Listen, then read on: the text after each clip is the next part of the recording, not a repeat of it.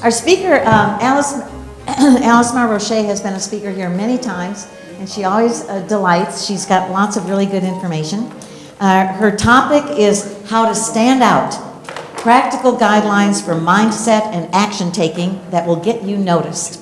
She has a master's degree in adult education and human resource leadership development from the University of Texas at Austin, over 20 years experience in leading, coaching, and motivating others to peak performance, and she is also a master practitioner and trainer through the Association of Integrative Psychology. She facilitates accelerated competency development programs, group workshops, and educational presentations in the area of leadership, influence, and communication. Let's give a warm welcome to Alice Rocher.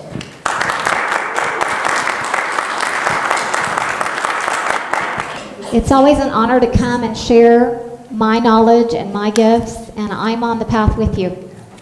So thank you for coming and listening to me. I'm sure that I'm going to learn as much from you as hopefully you'll take away some things from me. And I love coming here primarily because I feel like my whole life I've spent my time helping people really come into a place where they can take their skills and their talents and find the right fit and thrive and really make a contribution and feel a part of something bigger. Because isn't that what we all want? To feel a part of something bigger, to contribute, to feel in the flow, to give our best and to have satisfaction from it. And so I'm one of the few people who went to UT and studied for human resource development, and I actually did that for 20 years. So I've watched literally thousands of people come in and out of jobs, trying to help them make sure that they are a good fit for the job, helping them to lead and motivate and manage successfully. So I'm hoping that some of the things that I've learned since I've started my own business and started to really look at inspiring people to be their best and to be successful and to thrive can be something that you can use today that will help you to stand out in your job search, to feel in the flow, and to not be afraid to shine, to stand out. I went shopping this week and I found this crazy top.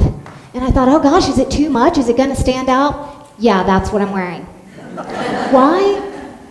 Because we shouldn't be afraid to stand out, to be noticed, to shine. We all can do that. Everybody can.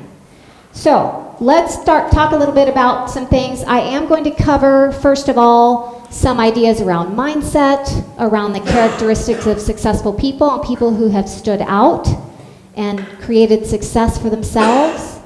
And then what I'm hoping to do is to move quickly through that material, put a goal out in your timeline for when you find that optimal job that you're looking for, and then do a little bit of a refresh on a topic that I spoke about last time I was here, and I think people responded really well to it, and it was around building rapport in your relationship. So once we've kind of gotten into the mindset and the actions that you can take to develop that confidence to really stand out and shine, we'll give you some practical things around how to do that in the interview process, how to build rapport in those interviews that you're going to get, and how to be basically the only person that that interviewer can think of to fill that position. And for you to walk out with that already sealed, with the sealed deal. All right, so let's go ahead. Let me see if I can. So it's going to be a little weird just because of the way the cords are. I'm going to kind of be looking over here a little bit.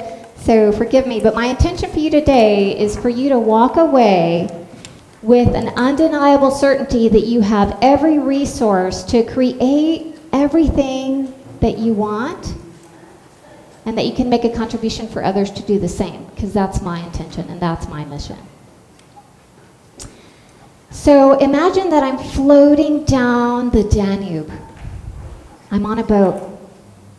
10 years into my first marriage, I know it's over. So I tell him and I decide that I'm going to take a trip solo in Europe. I take an overnight train from Florence to Vienna, and I drink a Viennese coffee and take in a Mozart concert, float down the Danube to Budapest, where I see to the left Buda and to the right past the amazing Parliament building. It's really an amazing trip. I take in Budapest to include that castle. I don't know if has anyone here been to Budapest? Okay. I am certain that this is the one where Rapunzel lets down her hair. I just know it, right? It's just like a fairy tale. And I soak in the Turkish baths, and I make my way to the train station to take an overnight train to Prague. It's a little bit seedy. They don't speak any of the languages I speak, and I speak a few. And I need to figure out how in the world I'm going to take this overnight train so I can wake up in beautiful Prague. I muddle through it. You've been there, where you know you need to accomplish something and you're kind of encountering some obstacles. You're not sure how to do it, but you make it. You figure out a way to communicate. I get on the train and kind of settle in for the night. Somewhere in the middle of the night, I'm not sure what time, maybe 2 a.m., the train stops, and some very large men with big rifles come through the corridors asking for passports. At that time, I'm a Mexican citizen with a U.S. green card, and everyone around me has American passports. They open up their passports, no problem. Ma'am, you need to get off the train with us. I assume that's what they said because they also didn't speak anything that I could understand. However, it was clear that I had no choice but to follow the directions. They proceeded to take me to the train station to a makeshift jail. I'm in the room all by myself, locked up with a bunch of soldier-looking men on the other side, and I have no idea what's going to happen. I have no idea how I got myself into this situation or if it's all going to really be okay. But I know that I need to start thinking, what are the resources? How can I solve this situation? What do I have at my disposal to make sure that this has a happy ending? A little bit like this summer, when I decided to take my daughter, who's 9 years old, and anyone who's seen me speak, they know I'm in love with this child. She's my star. She loves the pentatonics, sings her heart out, and we decided to take her to a pentatonics concert in San Antonio. It's a weeknight, and it's going to be kind of a stretch. We'll have to drive late into the night, but we figure it's worth it. She's worth it. She's our only one. My husband forgets to remember that he has a business trip. So it's just Clara and I. No problem. That's not a problem. I get everything ready. I'm all packed up. It's Thursday afternoon. It's probably at least 100 degrees. It's already 100 degrees in Austin in May. And I think I should get some gas on the way. I'm going to pick her up early from school so we can get to San Antonio. So as I'm pumping the gas, I think, oh, maybe I should put some air in the tires. That makes sense, right? I'm going to be driving. So I start to put air in the tires, and I notice the tires are pretty low, in particular one in the front. So I start to pay the air machine and put the air in, and it just doesn't seem to want to fill up. In fact, it's getting quite a bit lower. And I'm thinking, oh no, what do I do? So I keep putting more air, putting more air. I must have driven over some kind of nail or screw or something like that, and I barely made it to the gas station, which is right around the corner from my house, and I realize I'm actually not going anywhere. I quickly call an Uber because at least I have to get my daughter from the school. I take all of the stuff I've packed. I'm trying to figure out the bus schedule, everything that I can think of, right? Because I cannot let this child down. I'm in the flow. I'm like, okay, I'm going to check the bus schedule. I'm going to check taxis. I'm calling Uber. I'm doing all the things. I get to the school through an Uber, and somehow I've talked this man into driving me to San Antonio. Okay, because if anybody knows me, I am not a quitter. So we get in the car, and he's asking a lot of questions, and he's talking to someone on the phone. At some point, he stops and he says, ma'am, I'm not sure I can take you to San Antonio. You're in a really big hurry to get out of town. And where's this girl's father? We think you're kidnapping your daughter and taking her away from her father. not looking like I'm going to San Antonio at this point because I've just missed the last bus, and the Uber driver thinks I'm kidnapping my own daughter. So again, I'm stopped right in the middle of trying to achieve a goal, a dream. A little bit like when I bid for my very first big job at one of the companies here. I won't say the name, but it's a larger employer, and I've been doing some events. They've called me up and they said, we want to do an in-house coaching program, and we want you to bid. Great. I'm resourceful. I'm pulling together all my resources. I've never done this before, okay?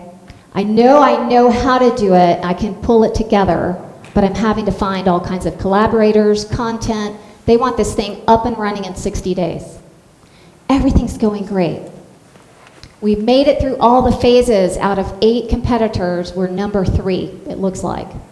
And the next morning, we have a presentation with the president of the company to sell ourselves, the little guy. No, we haven't done this before, but we think we're the best. We're the ones for you. 7 o'clock the night before, our presentation was at 9, we get an email from this company. We've decided to go with one of the other vendors. Someone more established who's done it before. So there I am again, trying to be resourceful, trying to get something done, and encountering that maybe this isn't going to be the path. Right? It's a little bit like your job searches. And the experience that you're going to go through in being resourceful and getting in the flow and going for the things that you want, and they may or may not work out, or they may yield other things.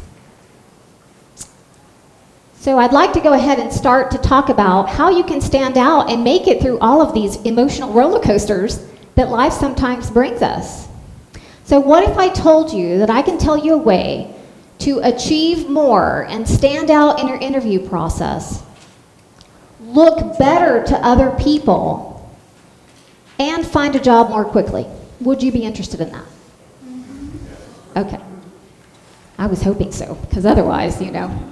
All right. So what is it that you can gain? I believe that you can gain the ability to achieve more, because people who get noticed get more opportunities than those who don't.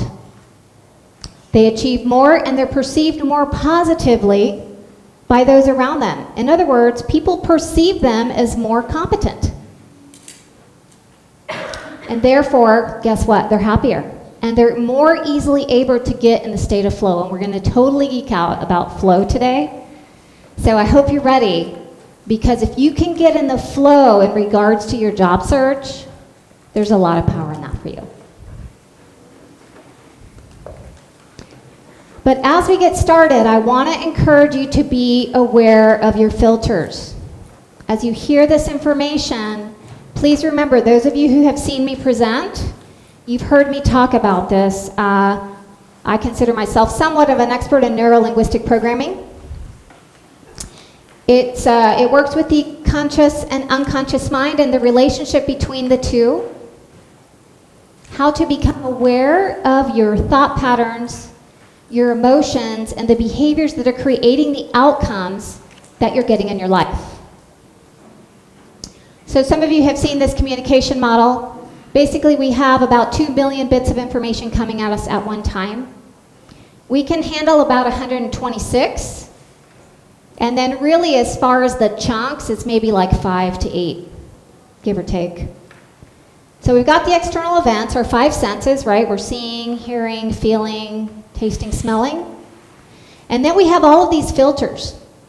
And of course, in order to cope with the world, we're deleting, distorting, and generalizing, so that when a new situation comes, we've categorized it already into something that we can filter and then react to the world. We couldn't possibly be,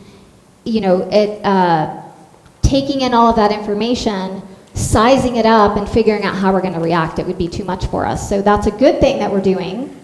Then we take some of our meta programs, which are our values, our beliefs, any decisions we've made about ourselves, as well as other people or the world. And any memories, in particular specific ones that may have marked us, or things that have happened on a repeated basis called gestalt. And all of those things are forming these filters that then create this internal representation for us, which is kind of like a picture in our mind. Our state, which is our emotions, and of course, our physiology. And I won't get too much into detail. I presented on this before, but if you're interested, I'd love to talk about it. I'm kind of a geek, like to geek out about that too. But all that results in what we do, right? So we're doing this all the time in microseconds.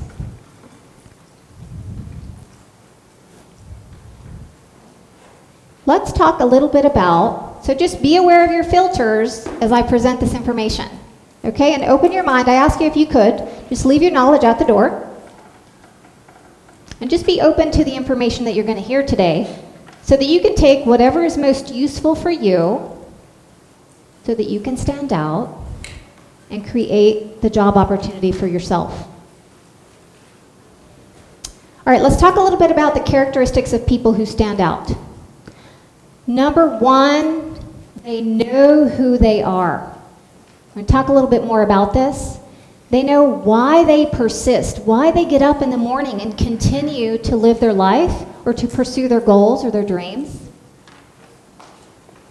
And they know what they're here to do. We'll talk a little bit more about that. That's very, very important because it really gives you that presence and that ability to stand out when you truly know. It shows. All right, mindsets. We'll talk about a few of the mindsets that successful people or people who stand out have. They're intentional. They're not successful or standing out by accident. They are intentional and they're consistent in their intention.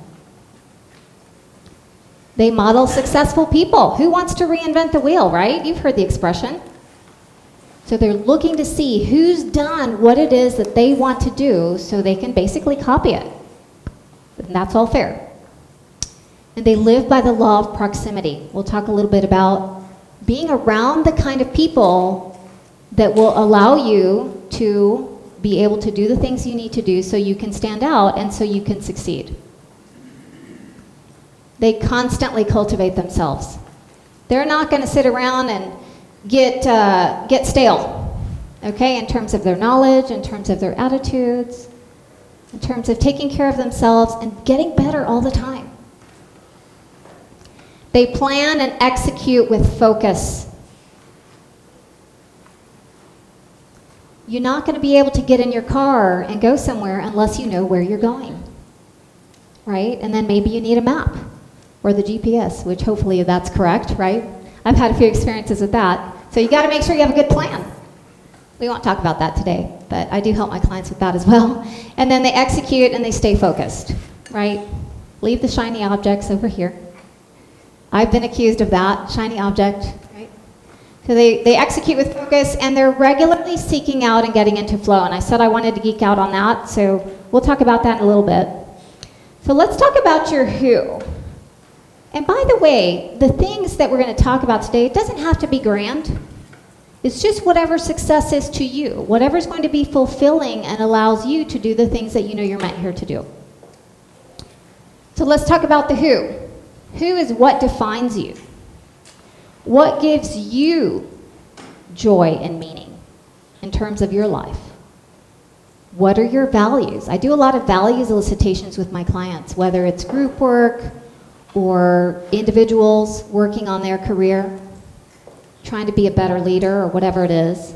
It's important. What are the virtues that make up who they are? Who they want to be? How they want to show up in the world? What's sacred to them? And why are they doing that? What is their reason to get up in the morning and be this person? For a lot of us, it's the people in our lives, the people we love. Maybe some of us want to leave a legacy.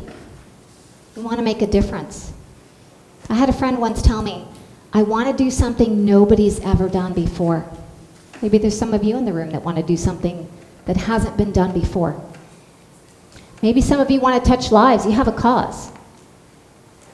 You want to make a change in the world. Make your mark. Or maybe some of us have a mission or a calling of service. of social activism, whatever it is. I've been doing a lot of work at UT this summer with a lot of the international leadership programs that are coming through. There's a lot of really bright young leaders and entrepreneurs who are looking to make a difference. Fulbright scholars, they really have a cause. They want to change the world. So, I really like this thing. It's from the Golden Goose, company out of Australia. They have some good resources. I'd encourage you to take a look if you're kind of feeling like you're not exactly clear, because when you're not clear, it comes through on those interviews. If you don't know who you are and why you do what you do, it comes through. So then you want to connect all of those things to what it is that the company's doing, right? And maybe sometimes it's not. Maybe sometimes this is the way that you provide for your family. Or this is the way that you create financial security for yourself, but you still know why you're doing something, why you're being who you want to be, why you're showing up in the world to stand out and to be excellent. So the why you do it, and then how you do it, takes you kind of to the what, right? The what you do. In this context, we're talking about career. So we're talking about your work. How does that relate to you, to your mission? And again, it doesn't have to be grand. There's a story about a president who visited NASA. And there was a gentleman in the hallway. He was probably the custodian. He looked like someone who was just doing what you would call maybe a menial job. And he asked him, he said, "What do you do here, sir?" He says, "I send people to the moon." He knew why he was there. I worked for a long time in healthcare. I worked in a lot of different industries, but I worked in healthcare in particular at the end of life. So I worked in some very upscale retirement communities, and we had all kinds of services. And we had something called a CNA, a Certified Nursing Assistant. They didn't make a lot of money. They took care of people's personal needs, okay? Made sure that they were ending their life with support, love, and dignity. And I knew all of those people were there because they had a personal mission. Again, so it doesn't have to be something grand, or it can be. Let's talk a little bit about the mindset. So we talked about the who, the why, and the what. Knowing who you are, what's important to you, and why you're doing what you're doing. The second characteristic of people who stand out is having certain mindsets. So let's talk about abundance versus lack. If you walk around in the world thinking that there's not enough for everybody, that not everybody can succeed, not everybody can have the things that they want, then how's that going to impact your job search? Or even how you interact with the world, right? So people who succeed and stand out and achieve the things they want, they know. They know that it's all out there for all of us to have, that we're all connected to the things that we desire. And there's no shortage. There's enough for all of us. When we operate from a lack mindset, I find in particular for job interviews, I've done a lot of them. Hundreds, maybe thousands. If I find someone's just really desperate to get the job, honestly, I know they're not the one for me. I want someone who knows what they're bringing to the table, someone who's shopping me. It takes a amount of confidence to do that, though. And it definitely takes that abundance mindset, knowing that if this is not the job for me, I know there's a better one out there, and I know I can get it. Growth versus fixed. I love to talk about my daughter with this one.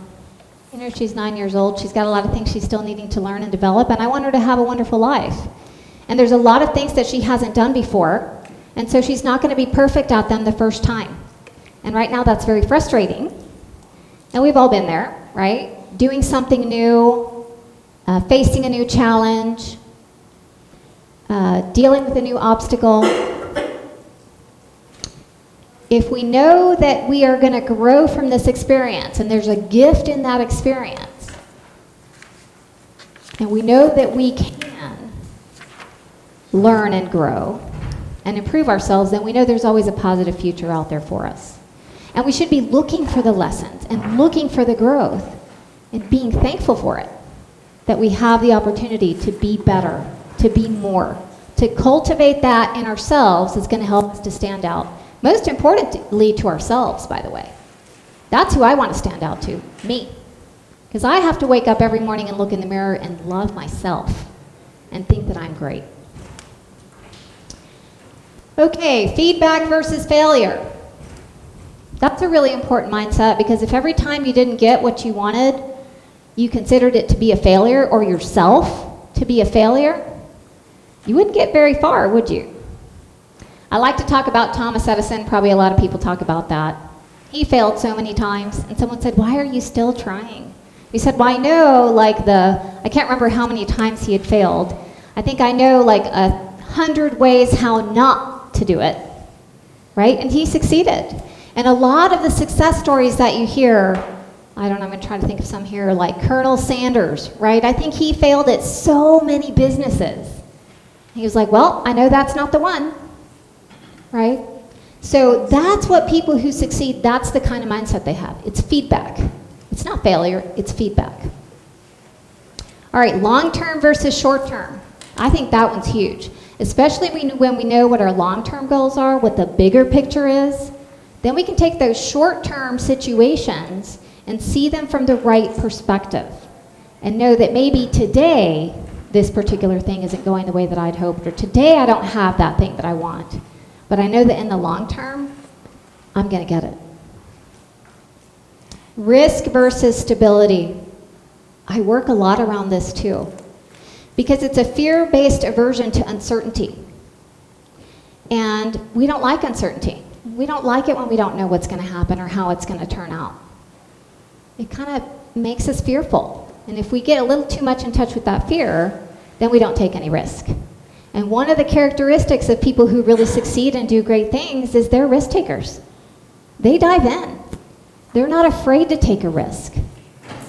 And I think that what's happening for us, and has been happening for some time, is that things are starting to move so fast. And when things were more slow, it gave us the impression of certainty, of understanding and knowing what was going to happen. And now, we don't really have that luxury anymore. Now, I listen occasionally to a gentleman by the name of Greg Braden. He's a little bit out there maybe for some of you, but he has some interesting ideas. And one of the stories that I like to share that he tells is about him driving through a mining town and stopping to buy something at some store. And the woman is talking to him about the situation. The mine is closed. It's a really small community.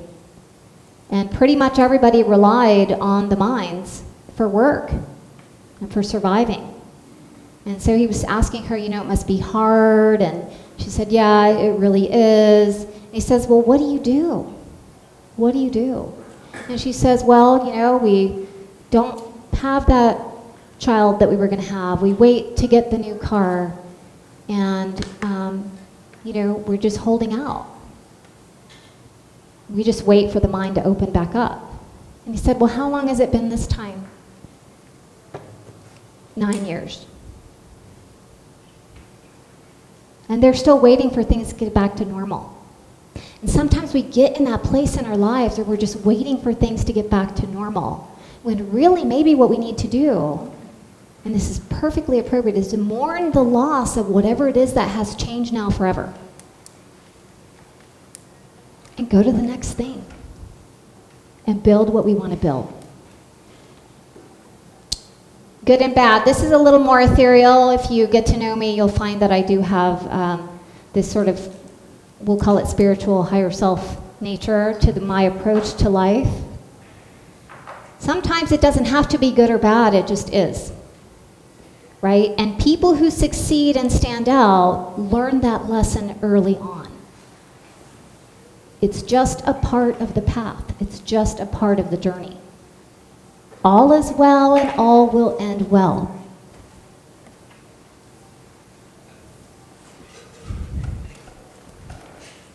Okay, make sure. A couple of resources here, or just interesting things. As I was doing some research for this article, I ran across a guy named Dr. Stephen Cangiano, C-A-N-G-I-N-O. He's written some really interesting articles about how everything is moving fast, resilience, mental balance, emotional intelligence. And there's another guy, and his name is Nassim Taleb, T-A-L-E-B. He wrote a book called Anti-Fragile, and he talks about how really we should be thriving on sort of the chaos and the ongoing change. And that is what's actually fueling us to succeed and to innovate and to do great things in the new world. Okay, so we've talked about the who, the why, the what, the mindsets. Being intentional consistently. So the first thing, again, is to take responsibility for your reactions and your results. And this one sometimes can be a little bit hard because there definitely are things that happen that we didn't necessarily create. Right? So if the stock market crashes, that's not something that we could have controlled. However, what we can control is our reaction, right? And that's the case with life. What we can control is our reaction. And if we get really honest, many of the things in our life we've at least in some way influenced through our choice, through our actions, through our lack of actions, the way that we've responded, our mindsets, the things we're talking about. So we actually have absolute control over our mind and over our reactions. So taking responsibility for our actions and our results. Remove the blocks. Some of them are external, and we're going to need to get through them, right? And we'll have to be resourceful. Get in the flow. Take in all the information and figure out the answers. Some of them are internal. They're decisions that we've made, thoughts that we've allowed to pervade, patterns that we're running. And what are we doing when we do that? We're recreating our past. We want to live in the future. All right, choose to live in a positive state no matter what. Some people love Tony Robbins, some people hate him. He's very successful either way. He talks about this all the time. He says, I choose to live in a beautiful state, no matter what. So whether that's joy, gratitude, abundance, choose to live in a beautiful state. Takes you a lot further anyway than getting into all the blues and the negativity and the anger. Cynicism. Set your target, your goal, and put it out there. Make a long-term plan. When I work with my clients or with teams or whatever, I've got to want them to really look out to the major future, right? And then we can work backwards and make some specific plans as we move toward today and figure out what the steps are going to be.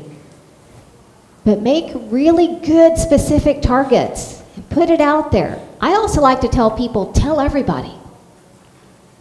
Why would we tell everybody?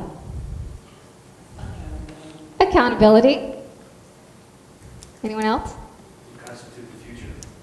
Yeah, absolutely. Might be able to help us, right?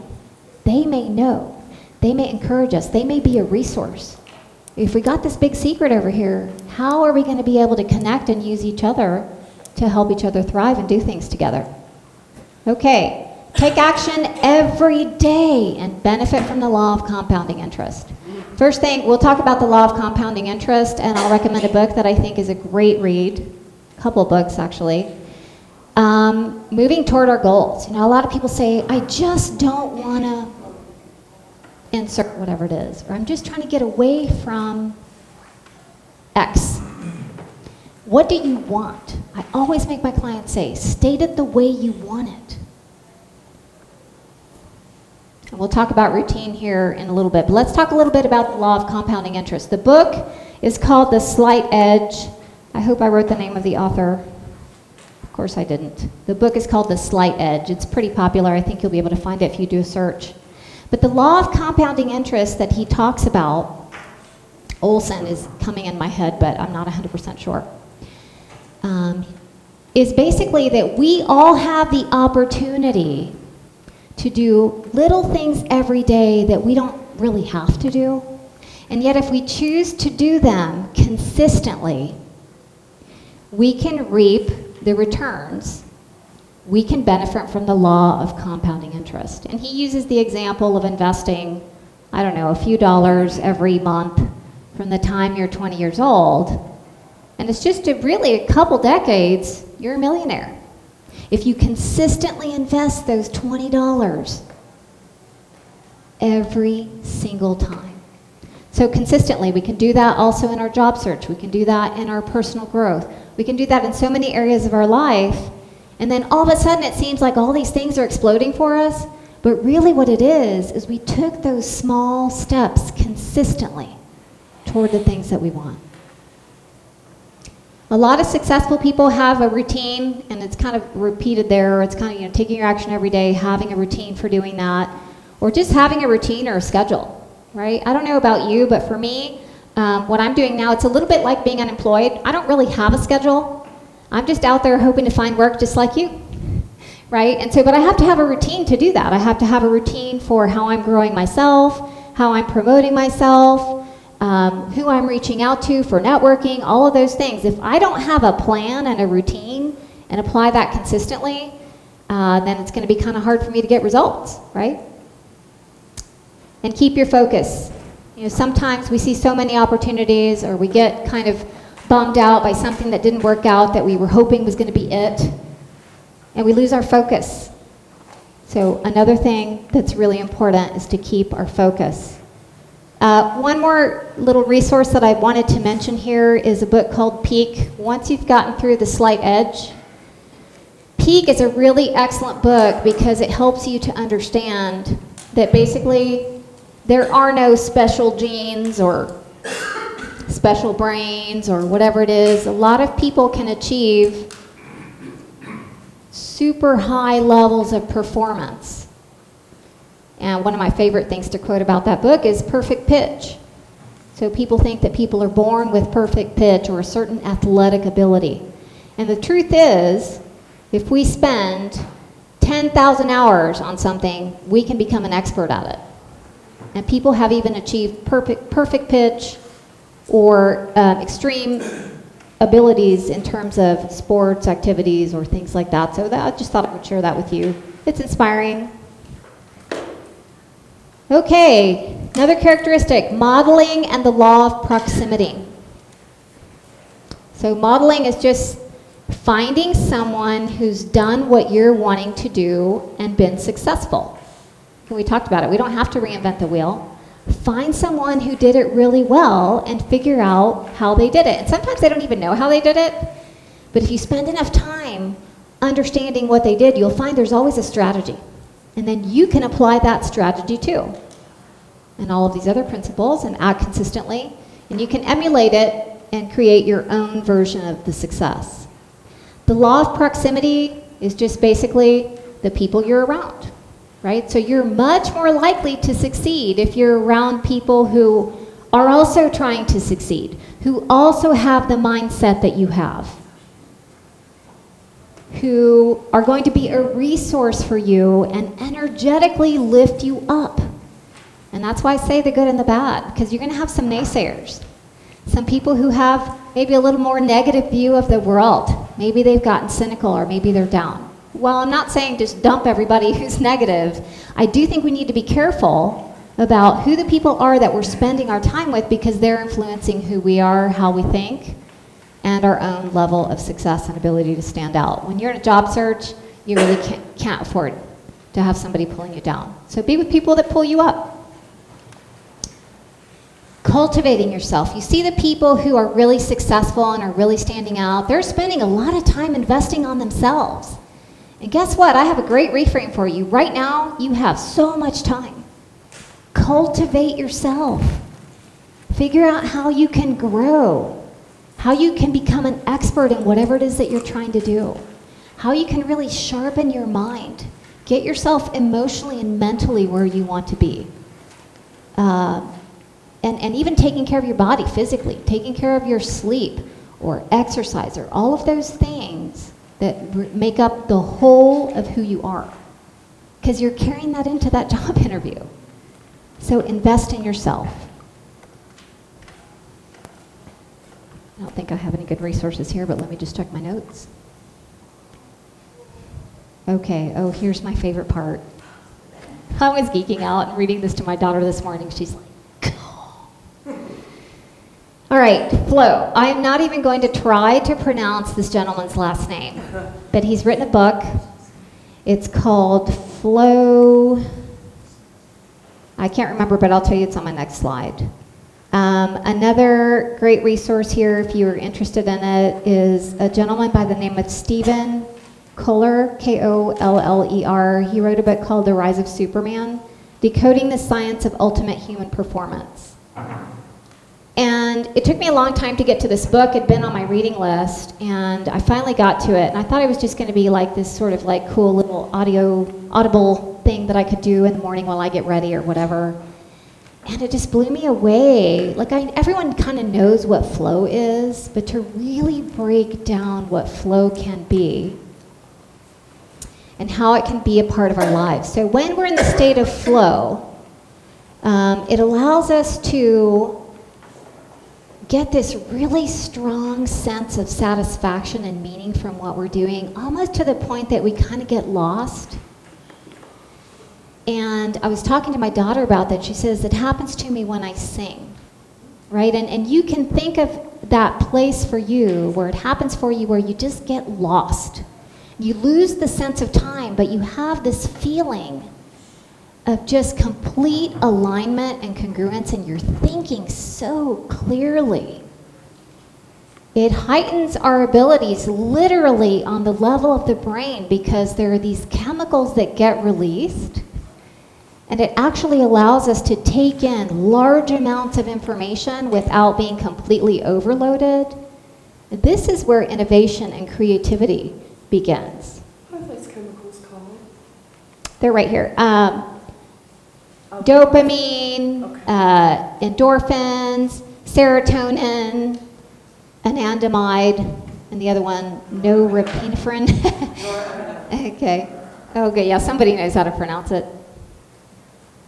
And so what that does is it increases our brain function, literally, right? And it leads to deeper thinking and for us to make really big, good performance, really excellent performance on our brains.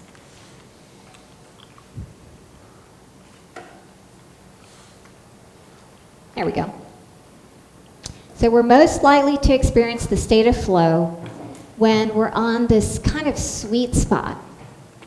And it's like the perfect challenge that takes us right to the edge of our capabilities, where it's like, it's really a stretch for us, but it's still within what we're able to do. That's how we can really get into the flow, or the best way for us to be able to experience it, or be most likely to. So it's like not too much where you can't do it, but it's a big challenge. Now, warning here, you must feel an authentic connection to the meaning behind it. This is kind of getting back to our why, right? Our purpose, that we're doing it for a purpose. It's not really for the achievement or for how it's going to be received outside of us. It's like the people that have the ability to kind of go freely into that flow. And I think this is somewhat intermingled with that risk-taking, right? And that just that being. No one, they don't care what people are going to think or what really the outcome is, because it's about the internal satisfaction that they get from being in that state of flow and getting themselves to that next level or creating something new. It's just the task for the joy of it. And so they call this disinterested interest. So they're really just attached to the fulfillment and kind of the high of being in the state of flow. So imagine going to a job interview and being in the flow and standing out in that way.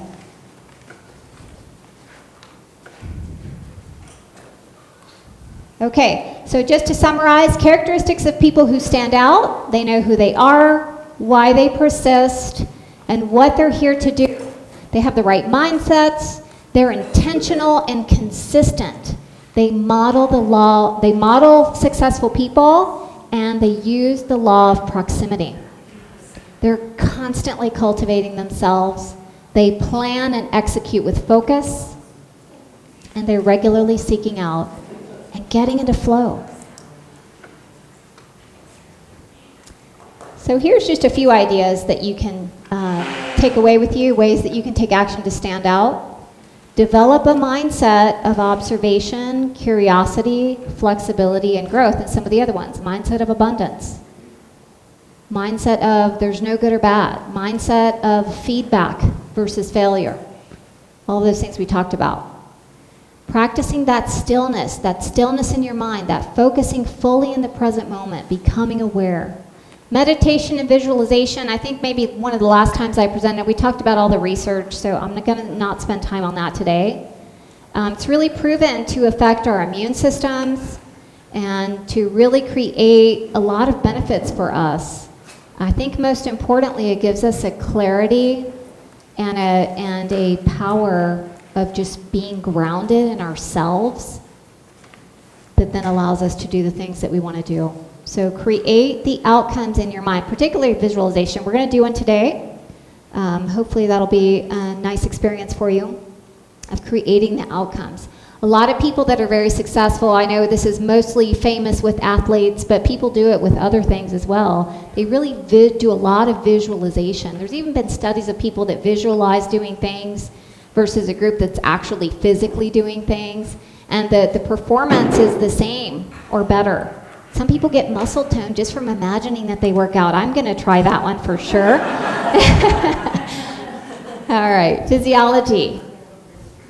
You know, if I'm like this, then I just don't feel great. And if I stand up and if I smile, then energetically I'm in a good place. So practice the physiology.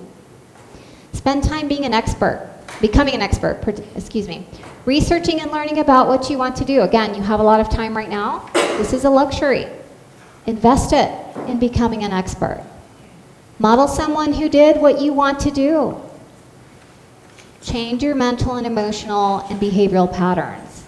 And some of us, it becomes an identity, right? And so then when I work with clients sometimes, and I'm trying to get them to let go of some of the beliefs that they're holding on, or some of those emotional patterns that are holding them back and not getting the outcomes that they want, sometimes they'll literally say to me, well, I don't know who I'm going to be. Because it becomes our identity, because we're running these patterns. Work on the patterns. And live in the future, not in the past. I know I mentioned that earlier, but you know, if we live in the past, if we're focused on the past, then we can't possibly see the future. So those are just a few of the things that I came up with. All right, so I think I covered these in the beginning, but I always like to go back. Principles for success: know your outcome, set your intention, take action, look for and respond to feedback. That's really, really important. I did a post yesterday, and I was saying how I'd seen people in the context of work and leadership create failure upon failure without actually being willing to see the feedback that was coming to them. Be open to the feedback, respond to it, be flexible, and operate from a mindset of excellence. Okay. So I just thought I'd share with you a couple of really just one or two stories of people who were able to really stand out and do things that maybe other people might have not thought possible. I'm not a big sports buff or fan or anything, but I know that there's a lot of examples in that realm of people that do extraordinary things. So I was listening to a podcast the other day, and someone was talking about Mark D'Antonio with Michigan State. So it's 2013. He's the coach. They haven't made it to the Rose Bowl in 26 years, but he wants to go. So what does he do? He travels out to California, and he goes to the Rose Bowl. And he stands there, and he takes a video or makes a video or a picture or something like that, and he visualizes his team there winning the Rose Bowl.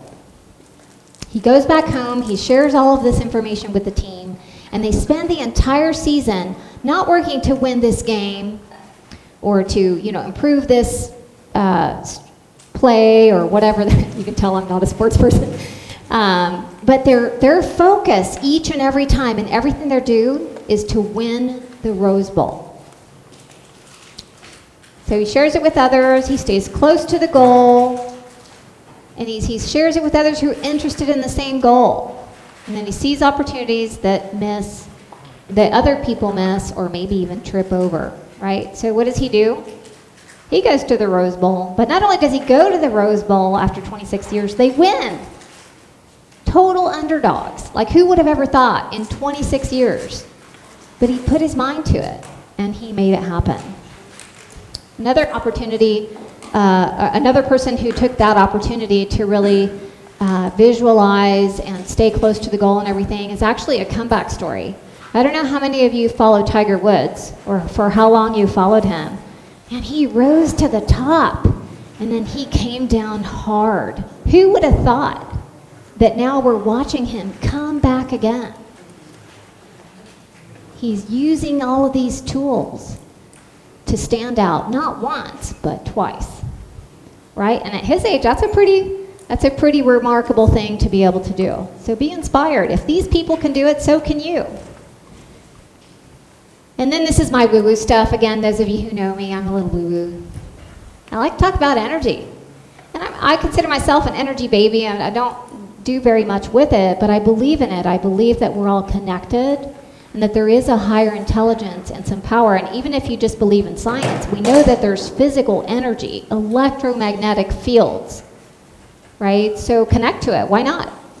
Believe in yourself and that anything is possible, that you're connected to anything that you desire. Because what we do is we think we're separate from it, but we're actually connected to it, and we're intended to be able to access it. Put out what you want, and you'll attract it. And that doesn't have really anything to do with energy. It's just, if I look at you and I smile, what do you want to do? You want to smile, so put out what you want. Attract it back to you. Get resourceful, right? We talked about getting resourceful and figuring out what you have access to, what you can get access to, who can help you. We're all on the planet together. Figure out some ways to do that. Act as if it's already happened. And you look at really successful people who really stand out, and they're so confident. And to them, it's like it's already happened. And guess what? They do attract that to themselves. It does happen. But they believed it before it happened. So that's a difference that I think that we can emulate. And the last one is surrender to form. Because sometimes we get so dead set on the goal that we have in this box right here. And we have all of these things around us that are really very good too. But we're so focused in on this tiny thing that we miss out. We miss out on the things that can come our way. My favorite story to tell on this is a layoff. I think I told it last time, so if you were here, please forgive me. I lost a job. I got laid off from, at that point, probably the best job I'd had ever. I worked for Emerson Process Management. It was the first global company I worked for. I really loved it. It was a very professional place. We had a lot of resources. I'd worked at much smaller companies. And I lost my job. And it was hard, right? And I know you're there right now, potentially. And I'll make the story short and just say that within a year, so within 6 months, I had a really great contract job at a larger company, also international, doing some OD work that was really amazing. I was so satisfied with it. And then literally at about a year later, I was making $20,000 more. And I was back in the, head of HR role, whereas when you work for a larger company, you tend to kind of maybe be a lower level position. So I was the top dog, making $20,000 more 1 year later. And if you had told me that when I got laid off, I would have laughed at you. Right? So surrender to form, right? You had this goal, and maybe it didn't turn out the way that you thought, and maybe there's something bigger and better. Trust. I have a little note here, so make sure.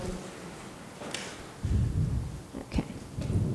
If anybody likes this kind of stuff, Wayne Dyer is one of my very favorite people. In fact, we're on a first name basis. He's no longer living, but he doesn't mind. So he's got a bunch of videos that you can that you can watch. And one of my favorite movies that he made is called The Shift, and it talks about if you want to get more into your who and your why, watch The Shift. He talks about how we all naturally develop to shift from ambition to meaning. And so it's out there free on YouTube. You can find it. But anyway, that's just a resource. So I didn't get the contract for the in-house coaching program. Didn't even get to present it to the president. I'd spent a lot of time working on that presentation, and really, we knew that if we had gotten in front of him, we could have gotten the job. But as a result of that, I met the most amazing people who were doing incredible things, and I have a wonderful collaboration with a Harvard-educated author, and we have an ICF, International Coaching Federation, accredited course that we teach. We're actually teaching it in September. If you know anyone who wants to take it, you can find out more, contact me. But I would have never met those people if it hadn't been that I was trying so hard to get that project. And so many other things that snowballed from there. So I didn't get to do that in-house coaching program, but I got other things from it. And Clara and I made it to San Antonio because I got very firm with that Uber driver, and I said, look, sir, I'm going to get my daughter to San Antonio with or without you, so you need to take me to the bus station right now or start getting on the highway. And he was like, oh my gosh, I guess I better go. So $100 later, we were on the Riverwalk, and were able to see the pentatonics. Had an amazing time. And I made it out of prison. I did. Well, you knew that part because I'm standing here, right? So the next morning, I was promptly deported. It's the only time I've been deported in my life, back to Budapest. And I said, I did not come all the way over here to do this solo trip and miss my Prague trip. So I figured out another way, rerouted, and I ended up arriving in Prague just in time to cross over the St. Charles Bridge. For those of you who've been there, it's a magical place. Super foggy and rainy. The only place where I love rain. I'm not a rain lover. And really enjoyed that day and got through that. So let's put our goal into the future. How does that sound? Sound good? Okay. So what we're going to do is we're going to find your timeline. So I'd like for you just quick, don't think about it, point to your past. If it was out in space, just point to your past. Okay? Awesome. Okay. For some people, it's left to right. For some people, it's front to back. Okay, so that's your timeline. Because when we close our eyes and we imagine the timeline of our life, you're going to want to navigate and know where you're going. Okay? So now you know where your past and your future are. You'll be floating up above the timeline, so kind of like you're going to imagine sort of floating up above and looking down on your life onto your timeline. And we're going to see the successful completion and the steps that you took. Now I want you to just think about what is the last step where when that happens, you'll know that it's already happened. Is it a job offer? Is it that interview at that employer that you've been targeting? Is it right now because you've decided that you can do this? What is it? Just whatever it is for you, decide what that is, and mark in your mind that that's going to be the last step.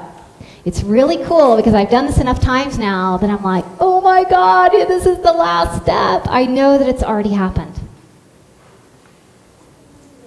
So, because some of this stuff is just sort of high up here, and it's intended to get your emotions and your mind inspired, I did want to give you a little bit of meat. So, okay, I'm going to read this to you because I think it's important. So, our deepest fear is not that we're inadequate. Our deepest fear is that we are powerful beyond measure. It is our light, not our darkness, that most frightens us. We ask ourselves, who am I to be brilliant, gorgeous, talented, fabulous? Actually, who are you not to be?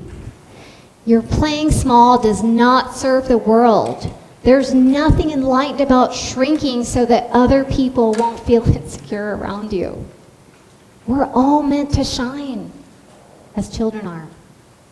We were born to make manifest the glory that is within us. It's not just in some of us, it's in all of us. As we let our own light shine, we give other people permission to do the same. As we're liberated from our own fear, our presence automatically liberates others. This is accredited to Maya Angelou. I think it's actually by the woman who wrote A Course in Miracles. For those who are familiar, it's Marie. Someone tell me? Marianne Williamson. I believe it's actually her. So hopefully you'll keep that in mind. I'm going to do a really quick review of the rapport. The official sort of presentation part is over for today, but I really got some good responses from this. So if you're looking to stand out and make it so that the person who interviews you can't possibly imagine hiring anybody else but you, we talked about what the elements of communications are. It's really not what we're saying, although we're going to talk about some linguistic things that you can do. It's really mostly about the physiology, and rapport happens on a different level than just words, right? It's kind of outside of the normal channels, but a lot of it's our tone of voice and our physiology. So be aware of that. Use your sensory acuity, right? So you're looking to see when you're connecting with people, how they're responding to you, and what are some of the things that they're displaying to show you that they're in rapport. You look at their eyes, their lips, their hands, their face, basically anything relaxation, color shifts, and you're going to feel, maybe sometimes someone will be like, I feel like I know you from somewhere. That's one of the really key ones where people have really connected to you. Finding common experiences, matching and mirroring their words, their behavior, even physically. We talked, I think we did it last time where, we did the matching and mirroring of the body, not exactly copying or mimicking. Yes? Is part of this just the likability factor? That people tend to want to hire and work with people that they like? Absolutely. And that's how we make decisions. As much as we're going to, I'm an ex-HR person, I guess. I'd have to look at the resume and the qualifications, but there's something here where it's like, if I like you and you're qualified and there's somebody else who's also qualified, I'm going to hire you because I like you, because I think you're like me. Right? So what we're doing in the rapport building is not being chameleons or faking to be like someone, but finding the things that we have in common and finding ways to connect quickly, right? Because we're going to have 1 to 15 interviews, probably. I did some research before I came.